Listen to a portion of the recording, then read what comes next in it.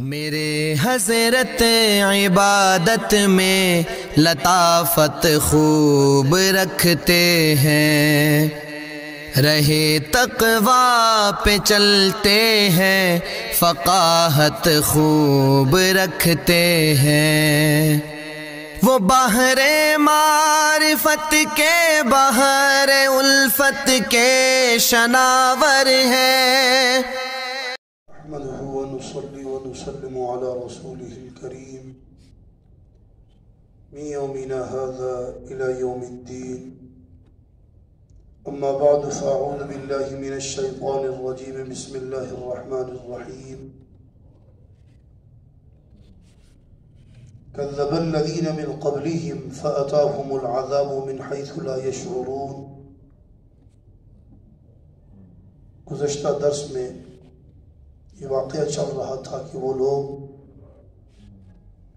خسارے میں ہیں جن لوگوں نے اللہ تبارک و تعالیٰ کی توحید کا اقرار نہیں کیا، آخرت کی تیاری نہیں کی۔ انہی سے متعلق فرمایا کہ کذب الذین من قبلہم، جھٹلایا ان لوگوں نے جو ہم سے پہلے تھے، نبیوں کو جھٹلایا۔ نوح علیہ السلام کی قوم نے جھٹلایا، ہود علیہ السلام کی قوم نے۔ فَأَتَاهُمُ الْعَذَابُ مِنْ حَيْثُ لَا يَشْعُرُونَ، آیا ان پر عذاب جہاں سے ان کو شعور بھی نہیں تھا، پتہ بھی نہیں تھا۔ ہوا یہ جاندار کی حیات کا سبب ہے، پانی اس سے جاندار زندہ رہتے ہیں، وہی پانی قوم نوح کی موت کا سبب بن گیا، یہی ہوا قوم ہود کے لیے ہلاکت کا سبب بن گئی۔ فَأَذَاقَهُمُ اللَّهُ الْخِزْيَ، اور ہم نے چکھائی ان کو رسوائی، فی الحیات الدنیا، دنیا کی زندگی میں، وَلَعَذَابُ الْآخِرَةِ أَكْبَرُ، اور آخرت کا عذاب اس سے بڑا ہے، وہ آنے والا ہے۔ لَوْ كَانُوا يَعْلَمُونَ، کاش کہ وہ جان لیں۔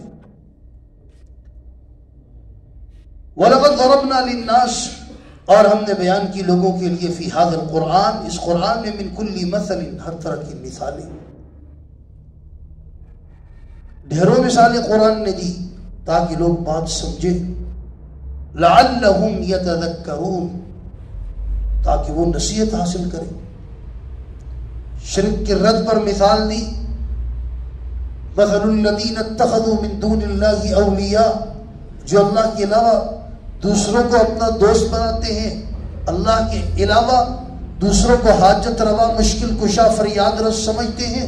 ان کی مثال کمثل العنکبوت، مکڑی کی جیسی، بڑے بڑے مکانات ہوں گے لیکن اس نے پھر مکان کے نیچے ایک اپنا گھر الگ سے بنانا ہے، وہ بہت سا گھر، نہ جو اس کو گرمی سے بچا سکتا ہے نہ سردی سے، اور وہ بھی اپنے پیٹ کے اندر سے نکالتی ہے مادہ۔ مشرک بھی ایسے ہی ہے، کبھی اس کے در پر، کبھی اس کے در پر، کبھی کسی ڈھیری پر، کبھی کسی قبر پر، کبھی کسی مٹی کی ڈھیری پر، اور اس کے پاس دلائل بھی نہیں، اپنے پیٹ سے دلیلیں پیش کرتا ہے۔ فرمایا قرآن عربی، قرآن کریم عربی زبان میں ہے، غیر ذی عوج، اس میں کوئی ٹیڑھ نہیں ہے۔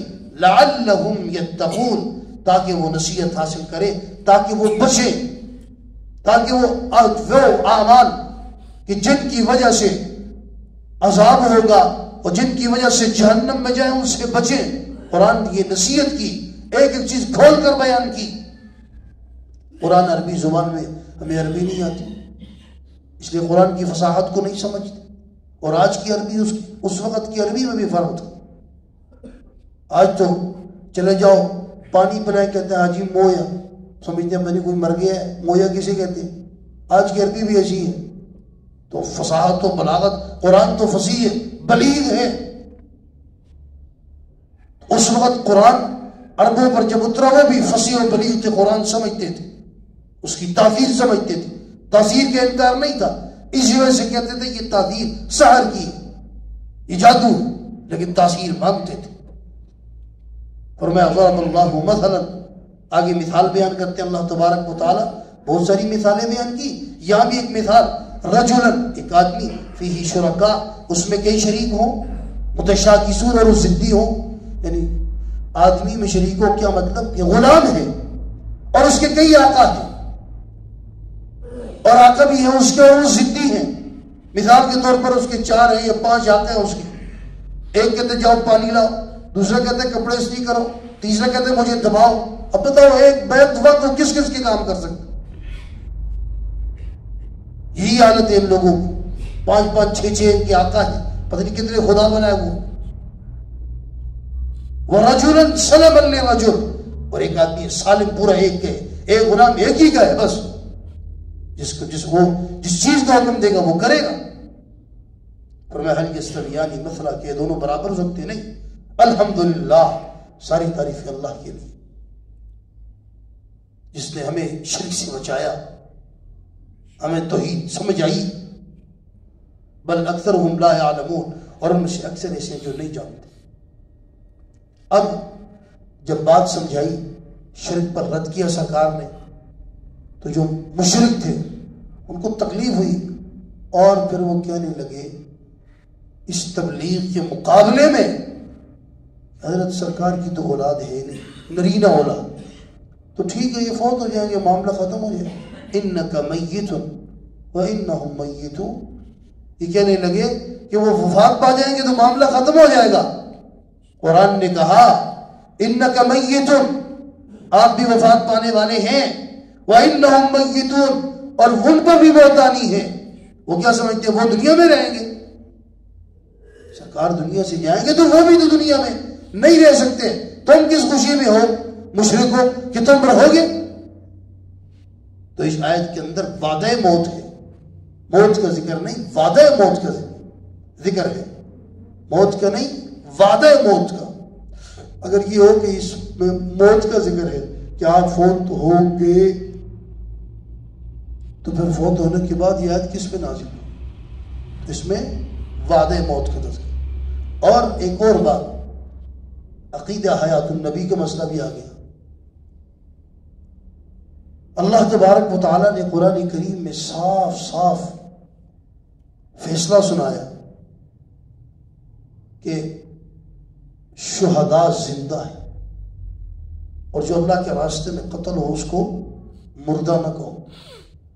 اب بعض لوگ تعویلات کرتے ہیں, وہ یہ کہتے ہیں کہ بھئی ہم مانتے ہیں شہداء کی حیات کو بھی, اور انبیاء کی حیات تو اس سے بھی اونچی ہے, بلند ہے, حدیث پاک میں آیا ہے, انبیاء کی حیات بھی ثابت ہے.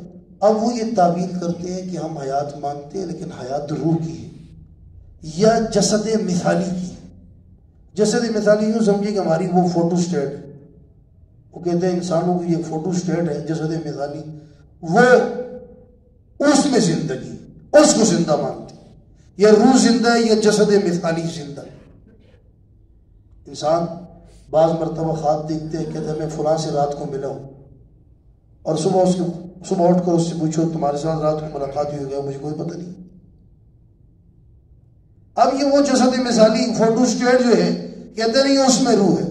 قرآن نے دونوں کا زبردست رد کیا ہے اگر کسی میں عقل اور فہم ہو. قرآن نے کہا وَلَا تَقُولُوا لِمَنْ يُقْتَلُ فِي سَبِيلِ اللَّهِ, جو اللہ کا راستے میں قتل ہوا ہے اس کو مردہ نہ کہو.